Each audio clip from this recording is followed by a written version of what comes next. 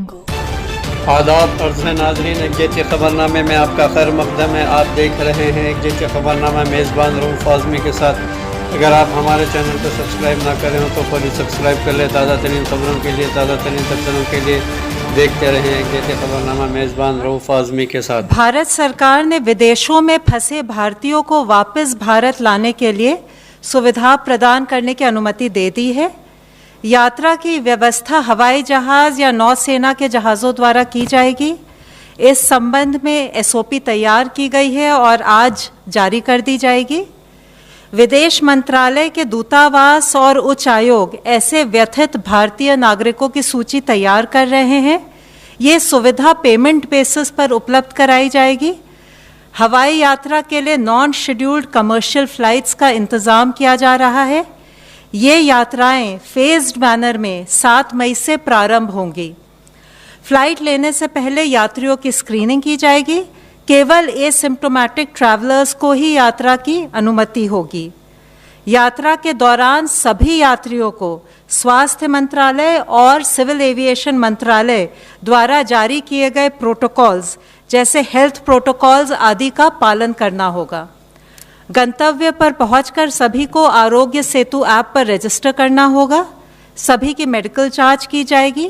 जांच के बाद संबंधित राज्य सरकार द्वारा उन्हें या तो अस्पताल में या इंस्टीट्यूशनल क्वारंटाइन में 14 दिन के लिए पेमेंट बेसिस पर रखा जाएगा। 14 दिन के बाद दोबारा कोविड टेस्ट किया जाएगा और हेल्थ प्रोटोकॉल के अनुसार अग्रिम कार्यवाही की जाएगी।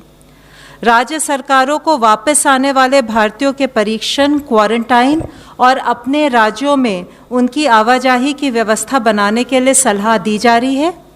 विदेश मंत्रालय और सिविल एविएशन मंत्रालय शीघ्र ही इसके बारे में विस्तृत जानकारी वेबसाइट द्वारा साझा करेंगे। भारतीय रेल ने प्रवासी श्रमिकों के लिए अभी तक 62 स्पेशल ट्रेन्स चलाई हैं और लगभग 70,000 यात्री इस सुविधा का उपयोग कर रहे हैं। आज 13 और ऐसी ट्रेनें चलाए जाने की उम्मीद है। कल आप सबके साथ मैंने गृह मंत्रालय ने जो लॉकडाउन से जुड़े दिशा निर्देश जारी किए थे उनके मुख्य बिंदु साझा किए थे।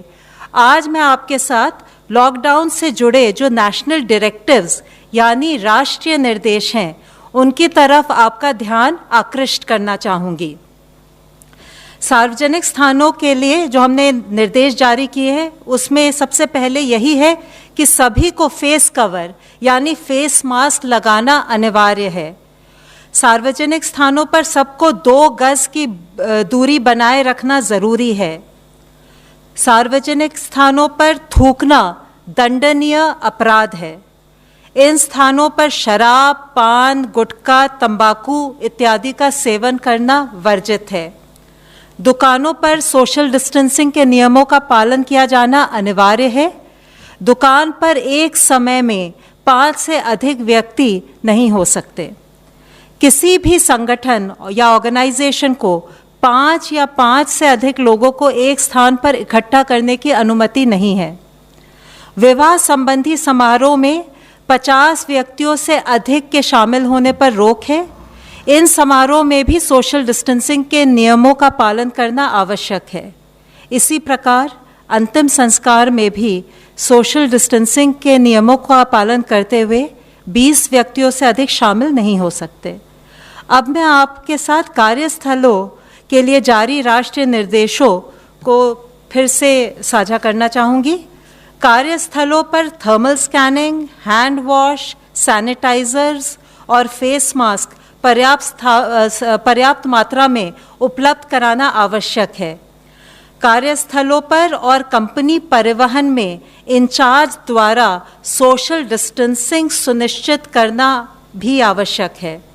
काम की शिफ्टों के बीच समय का पर्याप्त अंतराल होना चाहिए और स्टाफ को अलग अलग लंच ब्रेक दिया जाना चाहिए ताकि सोशल डिस्टेंसिंग सुनिश्चित की जा सके। सभी कर्मचारियों के लिए आरोग्य सेतु ऐप पर रजिस्टर करवाना संगठनों के प्रमुखों की जिम्मेदारी है। कार्यस्थलों को समय समय पर खासकर शिफ्ट्स के बीच में सैनिटाइज किया जाना भी ज़रूरी है। सभी कार्यस्थलों पर कोविड-19 का उपचार करने वाले निकटवर्ती अस्पतालों की सूची उपलब्ध होनी चाहिए। क्वारंटाइन के लिए भी स्थान चिन्हित करके रखना चाहिए। बड़ी बैठकें यानी फिजिकल मीटिंग्स को अवॉइड करना चाहिए। सफाई और हाइजीन बनाए रखने के लिए स्वच्छता के उत्तम तरीकों के बारे में जानकारी और प्रशिक्षण आयोजित किया जाना चाहिए। आशा है इन सब के अनुपालन से हम कोविड-19 की चेन को तोड़ पाएंगे। धन्यवाद। धन्यवाद। अब मैं रिक्वेस्ट करता हूँ हेल्थ मिनिस्ट्री रिप्रेजेंटेटिव से प्लीज़। अगर हम पिछले 24 घंटे में देखें तो पाते हैं कि 1020 पेशेंट्स क्योर हो चुके हैं, जिससे हमारी टोटल क्योर लोगों की संख्या बढ़कर अब 12,726 हो गई है, जिसके कारण हमारा टोटल रिकवरी रेट बढ़कर अभी 27.41 हो चुका है। Total 32,138 cases active medical supervision में हैं।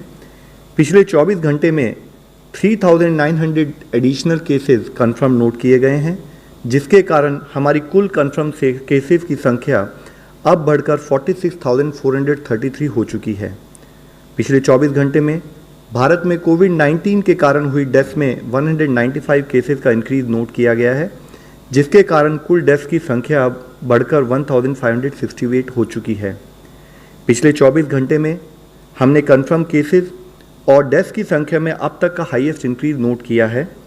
हम एक इन्फेक्शियस डिजीज से डील कर रहे हैं, इसलिए timely reporting of cases and there management is very crucial. कुछ राज्यों में यह गैप नोट किया गया था, जिसे आफ्टर ड्यू परसुएशन अब एड्रेस किया जा रहा है। स्टेट्स के लेवल पर यह जरूरी है कि based on cases reported, contact tracing, active case search और क्लिनिकल मैनेजमेंट ऑफ केसेस को इफेक्टिवली इम्प्लीमेंट किया जाए।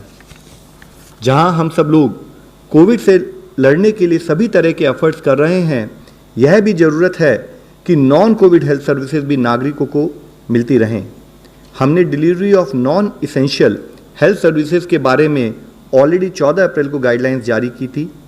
हमें इंश्योर करना है कि गवर्नमेंट और प्राइवेट नॉन कोविड फैसिलिटीज़ में जिस जोन में वह जिला पड़ता है, उसके अनुसार सारी सर्विसेज प्रोवाइड की जाएं। Immunisation, maternal child health services, services for critical ill patient जैसे कि डायलिसिस, कैंसर, डायबिटीज़, टीबी और ब्लड डोनेशन जैसी सर्विसेज सुचारू रूप से चलती रहें।